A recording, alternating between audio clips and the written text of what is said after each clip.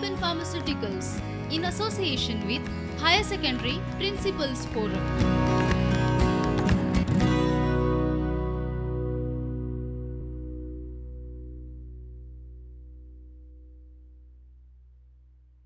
Hello students, welcome for today's English class. I'm sure you must be bored sitting at home during this pandemic time because it has restricted our movement. You must be missing your family tours, exploring the new places. You must be also missing your outings with your friends. So today I have decided to take you on a journey. Isn't that interesting? So today we are going to go on a journey to a very fascinating place, journey to the end of the earth. So grab your Vistas textbook and sit for this insightful journey. We are going to go with the author Tishani Doshi. Journey to the End of the Earth by Tishani Doshi.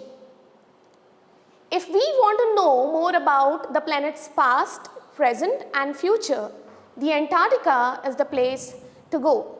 So happy journey everyone. Here I'm going to show you a small video which will give you a gist of what Antarctica exactly looks like. This is a video showing a voyage across the Southern Ocean taken in 360-degree angles by Rakesh Rao.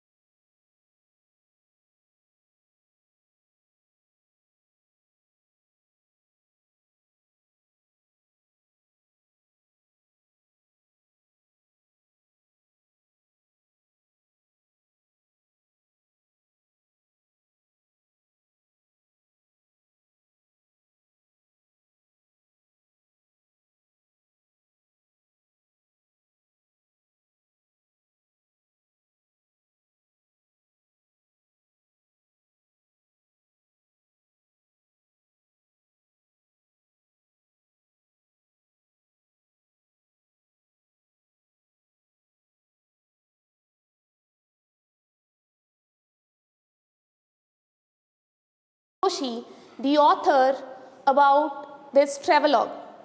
Tishani Doshi is an Indian poet, journalist and dancer based in Chennai. She has published 6 books of poetry and fiction. Her essays, poems and short stories have been widely anthologized. She is the recipient of an Eric Gregory Award for Poetry, winner of All India Poetry Competition, and her first book, Countries of the Body, won the prestigious Forward Prize for the best first collection in the year 2006. In the same year, 2006, she was a part of Academic Shokalsky, a Russian research vessel, Students on Ice program, expedition to Antarctica in the year 2006. She is currently a visiting professor of practice, literature and creative writing at New York University in Abu Dhabi. So as I told you, Tishani Doshi was a part of the Students on Ice program in the year 2006, and she had traveled to Antarctica, and after traveling to Antarctica, after she went and came back, she has written this travelogue on Antarctica so that every one of us gets to know what exactly is Antarctica, why it is important to go to Antarctica. Now, what is this Students on Ice program? Students on Ice, an award-winning organization established in the year 2000 by Geoff Green from Canada, offers unique educational expedition to the Antarctic and Arctic. The aim of the organization is to educate the world's youth about the importance of polar regions, to support their continued growth and to inspire initiatives that contribute to global sustainability. Here is the founder and executive director of Students on Ice Expedition and president of Students on Ice Foundation, Mr. Geoff Green. Now, he offers these unique educational opportunities to students between the age group of 14 to 24 because he feels that students have the enthusiasm, idealism to save the world. Now, when the students go there, now when I say students, students from all over the world, okay? Students, when they go there, they visit these research stations. Now, many countries have their own research stations at Antarctica. And here, I got pictures for you of the Indian science research stations at Antarctica. The first one is the Dakshin Gangotri, Bharti station, also an Indian station, and the Maitri station. So when students be a part of this Students on Ice program and they visit Antarctica, they visit these scientific research stations, they interact with the scientists, they also learn about the flora and fauna of the place and different such things when they visit Antarctica. This was the research vessel which was used during this expedition in 2006 when Tishani Doshi was a part of Students on Ice program, the Academic Shokalsky, the Russian research vessel. Journey to the End of the Earth, a travelogue by Tishani Doshi, is divided into 4 parts. Introduction, part of the history, human impact, and walk on the ocean. Journey to the end of the earth. So from here, we are exactly going to start with the lesson. Introduction. Early this year, I found myself aboard a Russian research vessel, the Academic Shokalsky, heading towards the coldest, driest, windiest continent in the world, Antarctica. So early this year, Tishani Doshi tells us that she found herself aboard means on board, a ship, Russian research vessel means a ship, the Academic Shokalsky, heading towards the coldest, driest and the windiest continent in the world, Antarctica. My journey began 13.09 degrees north of the equator in Madras and involved crossing 9 time zones, 6 checkpoints, 3 bodies of water and at least as many ecospheres. So she says her journey to Antarctica started from 13.09 degrees north of the equator. You can have a closer look at this picture. equator is the imaginary line which divides the earth into two. So 13.09 degrees north of the equator means exactly at Chennai. Okay, so earlier it was known as Madras, now it is known as Chennai. So she says, her journey involved crossing 9 time zones. Different countries have different time zone. India has one time zone. So 9 time zones, 6 checkpoints, 3 bodies of water, 3 ocean seas, and at least as many ecospheres. By the time I actually set foot on the Antarctic continent, I had been traveling over 100 hours in combination of a car, an aeroplane, and a ship. So she says, my journey from Madras to Antarctica was a combination of 3 modes of transport. That is, by car, an aeroplane, and a ship. So, my first emotion on facing Antarctica's expansive white landscape and uninterrupted blue horizon was relief. So she says, my first emotion on facing the Antarctica's wild landscape was relief. Relief means safely reached. Followed up with an immediate and profound wonder. So this emotion of relief was followed up with profound wonder. Profound wonder means immense wonder. Why? Wonder at its immensity, how large it is, how vast it is, its isolation. Isolation means how far it is from the rest of the world, but mainly at how there could have ever been a time when India and Antarctica were part of the same landmass. Now you also must be wondering, was it? Yes. Okay, so here Tishani Doshi is also wondering how there could have ever been a time when India and Antarctica were a part of the same landmass. Here is a picture showing you the expansive white landscape of Antarctica. Now in the next part of the lesson of her travelogue, she goes on to explain about the part of history. 650 million years ago, a giant amalgamated southern supercontinent, Gondwana, did indeed exist, centered roughly around the present day Antarctica. Okay, so 650 million years ago, a giant amalgamated, the meaning of the word amalgamated means come together to form one structure. So giant, a big amalgamated southern supercontinent, Gondwana, really existed, which was centered roughly around the present day Antarctica. I will show you a small video which will show you the breakup of Gondwana land. So 200 million years ago, Earth looked like this, a huge mass of land. The birth of Antarctica, how Antarctica was born. Later, 171 million years ago, it started breaking into different continents.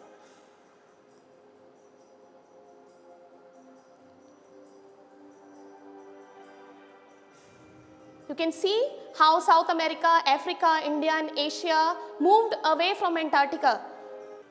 Like how we have Indian stations at Antarctica, these are all Australian stations at Antarctica.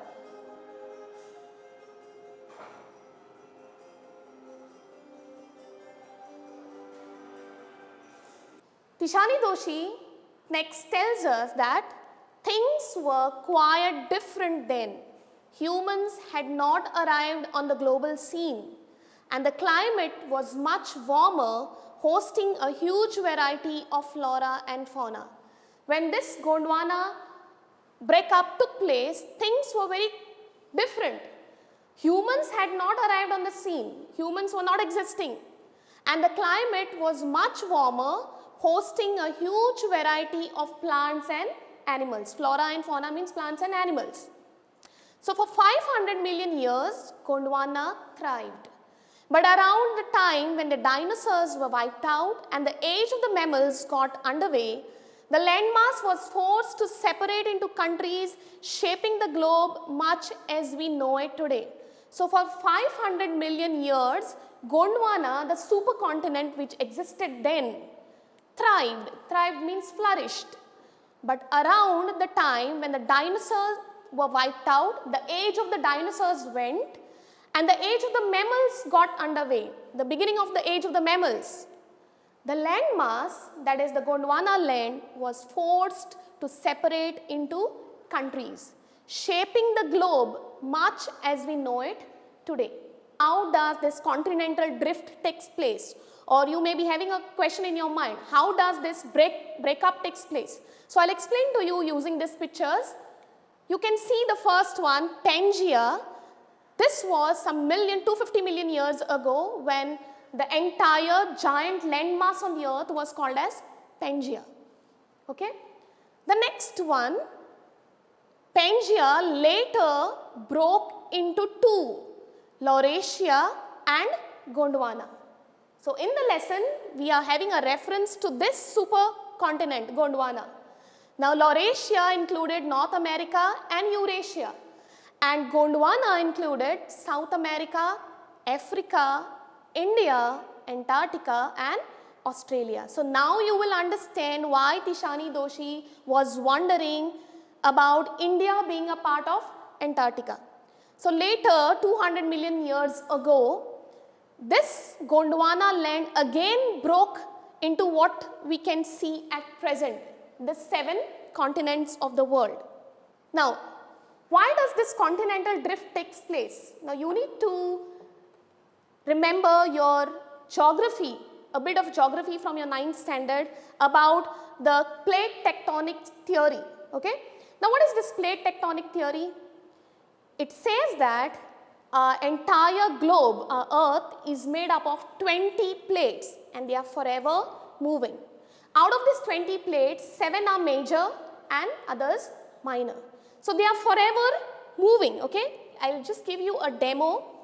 Consider these are plates of the earth, okay? They are forever moving. Sometimes they come towards each other or sometimes they go away from each other. So when they come towards each other, it results, when they collide to one another, it results in the formation of mountains. When they go away from each other, it results in the formation of the water body, sea or ocean. When they pass each other like this, it results in a geographical formation called as faults. Okay? Now, to visit Antarctica now is to be a part of that history, to get a grasp of where we have come from and where we could possibly be heading. So to be a part of Antarctica, to be a part of Antarctic expedition is to get a grasp of that history, to understand where we have come from and where we could possibly be heading. It is to understand the significance of Cordilleran faults and Precambrian granite shields, ozone and carbon, evolution and extinction. This paragraph is very important because Tishani Doshi tells us that to visit Antarctica is to get a grasp of all these things, the history, the geological history of our planet, from where we are come and where we will be heading to understand the significance of Cordilleran faults. Now these Cordilleran faults are mountain ranges of this type, have a complex structure, usually the results of folding and faulting accompanied by volcanic activity. Precambrian granite shields are these rocks which belong to the geological period of Precambrian. These rocks are older than 570 million years and sometimes date back to 2 to 3.5 billion years. It is also to understand the ozone, the importance of the ozone layer. You must have learned this in your science classes as well. Ozone layer is the protective blanket around the earth which restricts or which stops the harmful ultraviolet radiations from entering the earth. Now why these ultraviolet radiations are very harmful? Because they can cause skin rashes, skin cancer and many ailments for humans as well as for the other living species, and it is also bad for the monuments as well. So to visit Antarctica is to understand the importance of ozone and carbon, the emission of carbon which is increasing day by day due to human activities. It is also to understand the evolution of different species and extinction of different species like the dinosaurs and the woolly mammoths. Now, when you think about all that can happen in a million years, it can get pretty mind-boggling. Imagine India pushing northwards, jamming against Asia to buckle its crust and form the Himalayas. South America drifting off to join North America, opening up a Drake Passage to create a cold circumpolar current, keeping Antarctica frigid, desolate, and at the bottom of the world. Okay, so in this paragraph, Tishani Doshi explains to us that when you come across all these things related to our planet, it can get pretty mind-boggling, pretty confusing. When you think of all these things that can happen in a million years, it can get pretty mind-boggling. Imagine India pushing northwards, jamming against Asia to buckle its crust and form the Himalayas. South America drifting off to North America, opening up the Drake Passage to create a cold circumpolar current, keeping Antarctica at the bottom of the world, frigid, desolate, without any human population, and at the bottom of the world. The Drake Passage is the passage, the body of water between South America's Cape Horn here, Chile, and the South Shetland Islands of Antarctica. It connects the southwestern part of Atlantic, this part of Atlantic Ocean, to the part of Pacific Ocean and extends into Southern Ocean. This is considered as a very dangerous, waterways as far as our planet is concerned. The Drake Passage. What is Drake Passage in this picture clearly? South America went and joined North America, okay, opening up this Drake Passage. The formation of Himalayas, which is explained to us in the chapter, Himalayas are on India going and getting separated from Gondwana land and joining the Eurasian plate. So when it went and jammed against the Eurasian plate, it gave rise to young fold mountain, the pride of our country, the Himalayas. Okay? Here, what are cold circumpolar currents? Now these cold circumpolar currents which are around Antarctica, which flow in clockwise direction, are very, very important for the health of the entire planet, because they are also known as Antarctic Circumpolar Current, ACC. Now these Antarctic Circumpolar Currents are very, very useful because they help the Antarctic continent to remain frigid, to remain cold. And why it is important? If Antarctica becomes warm once again, you know what is the result going to be? The sea level, the water level of our planet is going to increase. For a sun-worshipping South Indian like myself, 2 weeks in a place where 90% of the Earth's total ice volumes are stored is a chilling prospect, not just for the circulatory and metabolic functions, but also for the imagination. So here Tishani Doshi tells us that for a sun-worshipping South Indian like myself, in India, we all worship sun. So for a South Indian, sun-worshipping South Indian, being in a place where world's 90% of the ice is stored is a chilling prospect. Not just for circulatory and metabolic functions, it did not only affect her metabolic functions body, but it also affected her imagination. It's like walking into a giant ping pong ball devoid of any human markers. No trees, billboards, buildings. You lose all earthly sense of perspective and time here. The visual scale ranges from the microscopic to the mighty, midges and mites to blue whales and icebergs as big as countries. The largest recorded was the size of Belgium. So here she uses a beautiful simile. She compares the landscape of Antarctica to a giant ping pong ball. And why does she do that? She says walking onto the landscape of Antarctica was exactly like walking into a giant ping pong ball, because it did not have any human markers. It did not have any signs which showed that human displacement is there. There were no trees, no billboards, no buildings. You lose all earthly sense of perspective and time here. You don't know what is the place, because all the places, everything looks the same. You cannot just look and predict what time it is.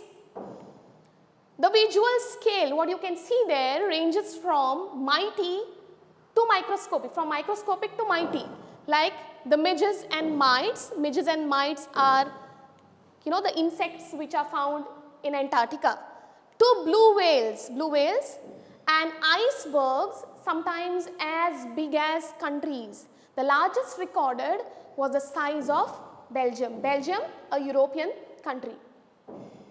A picture of a giant iceberg at Antarctica.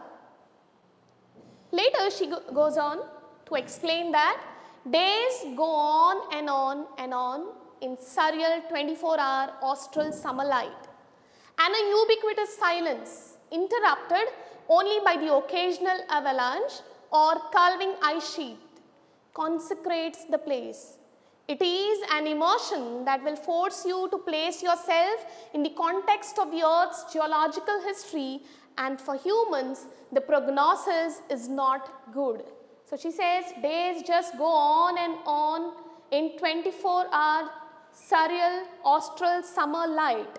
Okay, basically to say that there is no night. There are only two seasons at Antarctica, the winter season and summer season. So during summer season, during which all these expeditions are taken, during summer season there is 24-hour austral summer light. Now austral means anything that is related to southern hemisphere. We know that we have two hemispheres, northern hemisphere and southern hemisphere. So anything related to southern hemisphere is known as austral. So 24 hours there is austral summer light at Antarctica. Surreal, the meaning of the word is strange. It's very strange. And a ubiquitous silence. Ubiquitous silence means silence which is present everywhere, omnipresent. And this silence is interrupted only by occasional avalanche or calving ice sheets. So sometimes this silence is disturbed by occasional avalanche. Now avalanche is the sudden breaking of ice and moving down the slope. And calving ice sheet means breaking of ice from a big glacier or iceberg. Consecrates the place means makes this place holy, makes this place sacred. It is an immersion that will force you to place yourself in the context of the Earth's geological history. So Tishani Doshi feels that to be in Antarctica is to immerse yourself in the geological history of our planet. And when you do that, you also realize that the prognosis for humans is not good. The forecast for human beings on this planet is not good. The signs for the existence of humans on this planet is not good. Here I am showing you a video of ice breaks, or you can say calving ice sheets at Antarctica. Moment massive slabs of ice break from a huge glacier or iceberg. And this is all the result of global warming.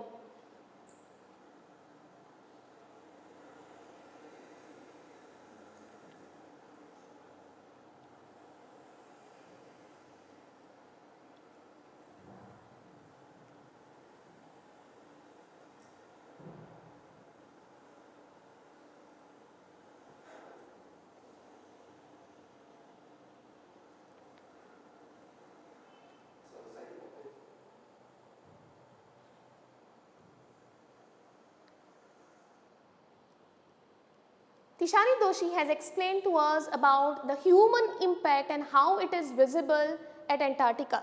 Now you must be thinking, humans are not there in Antarctica, so how does human activities impact Antarctica, which is far away from the rest of the world? Human civilizations have been around for a paltry 12,000 years, barely a few seconds on the geological clock. In that short amount of time, we have managed to create quite a ruckus, etching our dominance over nature with our villages, towns, cities and megacities. So in this paragraph, Tishani Doshi tells us that human beings have been on this earth for around just 12,000 years. Now if we take the age of the earth to be 24 hours, so human civilization on earth is there only for few seconds. But within those few seconds, we have been able to destroy nature drastically. Human civilization have been around for paltry 12,000 years, barely a few seconds on the geological clock. In that short amount of time, we have managed to create quite a ruckus. Ruckus means quite a commotion, quite a row, quite a disturbance. Etching our dominance over nature. We have been trying to prove our dominance over everyone with our villages, with our towns, with our cities and megacities. The rapid increase of human population has left us battling with other species for limited resources. We are trying to prove that we are the sole owners of this planet, forgetting that we share this planet with other living beings as well. And the unmitigated burning of fossil fuels has now created a blanket of carbon dioxide around the world. The uncontrolled, unmitigated, clear, total burning of fossil fuels has increased in the level of carbon dioxide around the world. And we know what happens when carbon dioxide increases in the earth. When there is increase in carbon dioxide, the temperature of the earth increases, and that is called as global warming. Climate change is one of the most hotly contested environmental debates of our time. Will the West Antarctic ice sheet melt entirely? Will the Gulf Stream ocean current be disrupted? Will it be the end of the world as we know it? Maybe, maybe not. Either way, Tishani Doshi tells us that climate change is one of the most hotly contested issues of our times. Not only in 2006, even in 2020, it is the hotly contested issue. There are many questions which are raised by this issue. Will the West Antarctic ice sheet melt? If it melts, what will happen? Will the Gulf Stream ocean current be disrupted? Will it be the end of the world as we know it? Maybe or maybe not. On the slide, you see two beautiful young girls. The first one, Greta Thunberg, you must have heard about her. If you have not, then you need to know about her because she is also a young climate activist from Sweden. She has become a leading voice in inspiring millions to fight climate change. She addressed UN climate conference which was held in 2019. And with her powerful words, she actually made the world leaders think of taking actions as fast as possible in regards to climate change. The next one is our very own Indian little girl, Lissipriya Kangujam from Manipur, who is the youngest climate activist. She also participated in UN's climate conference which was held in Spain last year, 2019.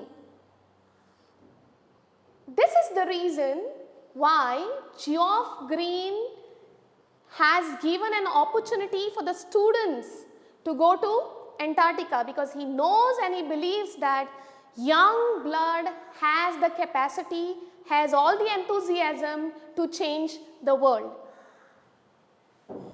Now, when we speak about the climate change and issues related to it, why Antarctica is important, we are coming to that part of the lesson wherein Tishani Doshi explains to us why Antarctica is a crucial element in this debate of the climate change. Antarctica is a crucial element in this debate because it's the only place in the world which has never sustained a human population and therefore remains relatively pristine in this respect. It is very important for us to know that Antarctica is the only place in the world which has never sustained human beings. No human beings can live there for more than 2 to 3 weeks because the harsh conditions do not allow human beings to survive in Antarctica. And therefore, it remains relatively pristine. Pristine means pure, untouched in its original state. But more importantly, because it holds in its ice cores 500,000-year-old carbon records trapped in its layers of ice. This is very, very important because Antarctica is the place to go to study past, present and future of our planet. Why? Because it holds in its ice cores 500,000-year-old carbon records which are trapped in the layers of ice, and that is why scientists make it a point to go to Antarctica to study about the rest of the earth, to study about our planet, because there are 500,000-year-old carbon records which are trapped in the layers of ice at Antarctica. Therefore, if we want to study and examine the Earth's past, present and future, Antarctica is the place to go. Past, because the Earth's geological history is trapped there. Present, because when you go to Antarctica, you come to know that the problem of global warming is real. And future, because when you see big ice shelves collapsing, or when you see calving ice sheets, avalanches, you also come to know that the future for human beings is not that good. Students on ice, here Tishani Doshi has explained about students on ice. Students on ice, the program I was working with on the Shokalski aims to do exactly this. By taking high school students to the end of the world and providing them with inspiring educational opportunities which will help them foster a new understanding and respect for our planet. She has explained to us that Student on Ice program aims at this, taking high school students like you all, to the end of the earth, to the polar regions, to the Arctic and the Antarctic, so that they understand the severity of the problem, the severity of global warming. And when they come back, they are totally changed as far as their perspective of looking at the world is concerned, looking at the nature is concerned. It's been in operation for 6 years now. 6 years, she says 6 years, but if you take this year, it's been in operation for 20 years now, because it was started in the year 2000. And Tishani Doshi was a part of this program in the year 2006, headed by Canadian Geoff Green, who got tired of carting celebrities and retired rich curiosity seekers who could give back in a limited way. So earlier, Geoff Green was taking only celebrities, retired rich people to the poles. Then he realized that he could not get back what he wanted from all these people. And that is why he decided to incorporate, to involve students into his expeditions. And he named that group or the organization as Students on Ice, because he wanted a positive feedback. More than positive feedback, he wanted something to be done by these children. With Students on Ice, he offers the future generation policy makers a life-changing experience at an age when they are ready to absorb, learn, and most importantly, act. He has chosen students to be a part of this expedition for this last 20 years, he has been giving this opportunity to all the students from the world because he knows that these young students are going to be president, prime ministers or scientists or climate activists one day, and this experience is going to surely help them in their work. The reason the program has been so successful is because it is impossible to go anywhere near the South Pole and not be affected by it. The reason why the Students on Ice program is so successful is because it is impossible to go to a place where you get to learn everything about the planet and not be affected by it. It's easy to be blasé about polar ice caps melting while sitting in the comfort zones of our respective latitude and longitude. But when you can visibly see glaciers retreating and ice shelves collapsing, you begin to realize that the threat of global warming is very real. Tishani Doshi tells us that it is very easy to be blasé. Blasé means unconcerned, indifferent towards something. About the polar ice caps melting, she says that it's very easy to be indifferent about the polar ice caps melting, sitting in our own comfort zones and of our respective latitude and longitude. Sitting in our homes, it is very easy to be indifferent to what is happening at Antarctica. But when you can visibly see, but when you go there to Antarctica and when you see it with your own eyes, glaciers retreating, glaciers withdrawing, and big ice shelves collapsing, you begin to realize that the threat of global warming is real. Antarctica, because of her simple ecosystem and lack of biodiversity, is the perfect place to study how little changes in the environment can have big repercussions. So Antarctica, because of a simple ecosystem and lack of biodiversity, is a perfect place to study how little changes in the environment can have big effects, harmful effects. Repercussions means harmful effects.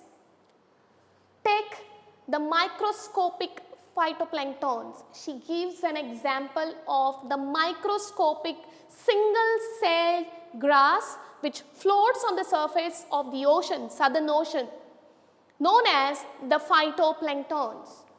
Those grasses of the sea that nourish and sustain the entire Southern Ocean's food chain. They sustain the entire Southern Ocean's food chain. Any food chain of the Southern Ocean starts with these microscopic and very, very important phytoplanktons. These single-celled plants use the sun's energy. They use the sunlight, sun energy to assimilate, to mix carbon and synthesize, produce organic compounds in that wondrous and most important processes called the photosynthesis. You must have already learned in your junior classes what is photosynthesis. Photosynthesis is when green plants produce their own food using sunlight and water. Just have a look at this picture. You can see phytoplanktons. They are eaten by zooplanktons. Then fish larvae, small fish. This is consumed by small fish, and the small fish is then consumed by the larger fish. So any food chain starts with this very important single-celled microscopic grass known as phytoplanktons. Now, why these phytoplanktons are important, we have already seen. Scientists warn that a further depletion, a further destruction in the ozone layer, I have already told you, ozone layer is a protective blanket around the earth which restricts the UV rays, harmful ultraviolet rays from entering the earth, and these rays are very harmful for phytoplanktons as well. And scientists warn us that a further depletion in the ozone layer will affect the activities of phytoplankton, which in turn will affect the lives of all the marine animals and birds of the region. The phytoplanktons are destroyed, then zooplanktons will be affected. Fish, small fish will be affected. Larger fish will be affected, and the birds of that region will also be affected, which will affect the lives of marine animals, birds of the region, and the global carbon cycle. In the parable of the phytoplankton, parable is a small story with a powerful message. So in this story of phytoplankton, there is a great metaphor for existence. There is a great message which we need to take for life. And what is that message? Take care of the small things and the big things will fall into place. We need to take care of the smaller things in our life, and the bigger things, bigger problems will fall into their places. So Tishani Doshi tells us that we need to take this message from this small story of phytoplanktons. The last part of the lesson, the walk on the ocean. My Antarctic experience was full of such epiphanies. Now, you need to understand the meaning of this word epiphanies. Epiphanies means a startling experience or sudden realization. So, she says, my whole Antarctic experience was full of such epiphanies. One epiphany which she has explained is about the phytoplankton. She realized that when we take care of smaller things, big things will automatically fall into their places. The second epiphany she speaks about is the best one which occurred to her, she said, just before or just short of the Antarctic Circle at 65.55 degrees south. The Chokalski, that is the vessel, the ship, had managed to wedge herself, force herself into a thick white stretch of ice between the peninsula and the Tadpole Island. Peninsula means any piece of land which is covered by water on its three sides, like how we have Indian Peninsula. Like that, the Antarctic Peninsula, and Tadpole Island is the island on Antarctica. So, academic Chokalski forced herself between this space of peninsula and Tadpole Island, which was preventing us from going any further. So, the captain decided we were going to turn around and head back north. But before we did, we were all instructed to climb down the gangplank and walk on the ocean.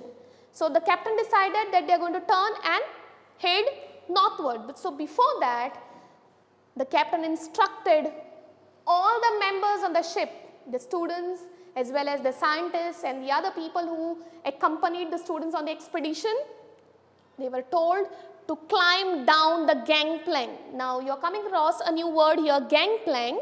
Gangplank means the wooden board here, the wooden stand which is used to board the ship or leave the ship. This part of the ship is called as gangplank. So, there we were, all 52 of us. There were 52 people on the Russian research vessel Academic Chokalski, kitted out in Gore-Tex and glares, walking on a stark whiteness that seemed to spread out forever. So, she says, there we were, all of us, all 52 of us, kitted out wearing Gore-Tex is a kind of material which keeps people warm, and when people visit Antarctica, they wear jackets, boots, gloves of Gore-Tex and glares, goggles, walking on the stark whiteness that seemed to spread out forever. And we were having a walk on the ocean, walking on a stark whiteness which spread out forever, which wherever your eyes could go, you could see only whiteness. Underneath our feet, there was a meter thick ice pack. Underneath the feet there was meter thick ice pack, and underneath that 180 meters of living, breathing salt water. So on the 1 meter thick ice pack, they were actually walking on the ocean. Underneath there was the ocean. That's why it is titled as the walk on the ocean. This was another epiphany for Tishani Doshi. In the periphery, crab-eater seals were stretching and sunning themselves on ice floes, much like stray dogs will do under the shade of a banyan tree. So in the periphery means on the outer edge, crab-eater seals. Now these are not crab-eater seals, these are another type of seals, Weddell seals basking on the ice in Antarctica.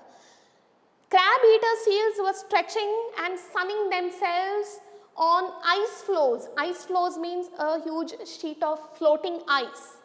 Much like, she has compared this to the stray dogs which we see otherwise in our surroundings. Much like stray dogs will do under the shade of a banyan tree. So it was nothing short of a revelation. So she says, it was nothing short of a realization to me that everything does indeed connect. There is a connect to everything. Antarctica being so far and the rest of the world being apart from Antarctica, but everything is connected to one another. This is just a small animation to show you ice floes. Okay, and how the animals at Antarctica enjoy their ride on the ice floes.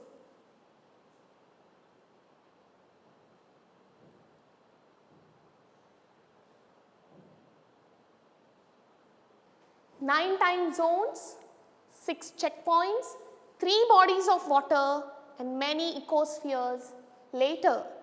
I was still wondering about the beauty of balance and play on our planet. So when she came back from her journey to Antarctica, she again crossed 9 time zones, 6 checkpoints, 3 large bodies of water, and many ecospheres. Later, she was still wondering about the beauty of balance in play on our planet, how everything is balanced on our planet. Antarctica is frigid there. It is very important for the rest of the world that Antarctica remains frigid. How the other places in the world and how everything is balanced nicely, perfectly on our planet. And we, the humans, if we disturb this balance of play in nature, then the results are going to be catastrophic. How would it be if Antarctica were to become the warm place that it once used to be? Will we be around to see it? If Antarctica becomes once again warm like how it used to be once upon a time, will we be around to see it? Or would we have gone the way the dinosaurs, mammoths and woolly rhinos? Who is to say? Or will we be also extinct like all these extinct animals? They are not to be found anymore on this planet. Dinosaurs, mammoths and woolly rhinos. Who is to say?